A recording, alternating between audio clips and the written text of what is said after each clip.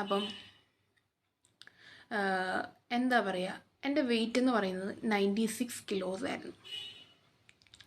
ഇപ്പം എൻ്റെ വെയിറ്റ് എന്ന് പറയുന്നത് 78 ആണ്. ഇനിയും കുറയ്ക്കണം, കുറച്ചുകൊണ്ടിരിക്കുകയാണ്. കുറച്ച് നാളും കൂടി കഴിയുമ്പോൾ ഞാനൊരു വീഡിയോ ചെയ്യാം കേട്ടോ. ഇപ്പം ഇല്ല, കുറച്ച് നാളും കൂടി കഴിഞ്ഞിട്ട്. അപ്പോൾ നമുക്ക് വീഡിയോയിലേക്ക് വരാം.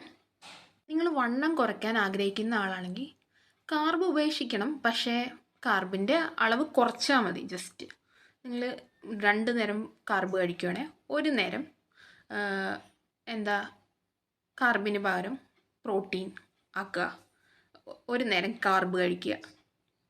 പിന്നെ നമ്മൾ വീട്ടിലുണ്ടാക്കുന്ന ഭക്ഷണം കഴിച്ച് തന്നെ വണ്ണം കുറയ്ക്കുന്നതാണ് ഏറ്റവും നല്ലത്. നമ്മൾ കാശ് കൊടുത്ത് കുറേ ഡയറ്റ് വാങ്ങിച്ചിട്ട് അത് ചെയ്യാം, പക്ഷേ അത് കഴിഞ്ഞ് വീണ്ടും ആ സെയിം അവസ്ഥയിലേക്ക് നമ്മൾ പോകാൻ ചാൻസ് ഉണ്ട്. പിന്നെ വെയിറ്റ് ലോസ് എന്ന് പറയുമ്പോൾ മസിൽ ലോസ് ഉണ്ട്, ഫാറ്റ് ലോസ് ഉണ്ട്. അതെന്താണെന്ന് കൃത്യമായിട്ട് മനസ്സിലാക്കുക. അപ്പം ഞാൻ ആദ്യം എൻ്റെ ബോഡിയിലെ ഫാറ്റാണ് കൂടുതലും ലോസ് ചെയ്യാൻ ശ്രമിച്ചത്. അപ്പോൾ പിന്നെ പെട്ടെന്ന് ഫാറ്റ് വീണ്ടും വരും.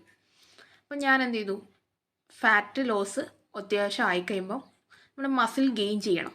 അപ്പം അതുകൂടി ചെയ്താൽ മാത്രമേ നമുക്ക് മസിൽ ഗെയിൻ ചെയ്യണം. അതുകൂടി കംപ്ലീറ്റ് ആയാലേ നമ്മുടെ ബോഡിയിലെ ഒരു വെയിറ്റ് ലോസ് റൊട്ടീൻ കംപ്ലീറ്റ് ആയെന്ന് പറയാൻ പറ്റത്തുള്ളൂ. അതായത് ഞാൻ ഒരു XXL സൈസായിരുന്നു. ഇപ്പം എന്ന് പറഞ്ഞാൽ ലാർജ് വരെ എത്തിയിട്ടുണ്ട്. അപ്പം ഇപ്പം എൻ്റെ വെയിറ്റ് 78 ആണ്. അപ്പം ഇനി എൻ്റെ ആഗ്രഹം മീഡിയം അല്ലെ സ്മോൾ എത്തണമെന്നാണ്.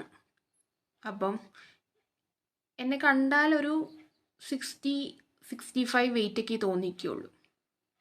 അപ്പം എന്താ പറയുക, അവരും പറയത്തില്ല 79 ഉണ്ടെന്ന്, 78 ഉണ്ടെന്ന്. അപ്പോൾ അങ്ങനെ നമ്മൾ വെയിറ്റ് കുറയ്ക്കണം. മനസ്സിലായെന്ന് കരുതുന്നു. അല്ലാതെ വെയിറ്റ് കിലോ വെയിറ്റ് മാത്രം കുറച്ചാൽ പോരാ, ഡ്രസ് സൈസും കൂടി അത്യാവശ്യം കുറയ്ക്കണം. അല്ലെ ഡ്രസ് സൈസ് കുറയ്ക്കുക, നമ്മൾ കിലോ നോക്കണ്ട എന്നാണ് എൻ്റെ അഭിപ്രായം. എനിക്ക് പിന്നെ PCODയുടെ പ്രോബ്ലം ഉണ്ടായിരുന്നു. വെയിറ്റ്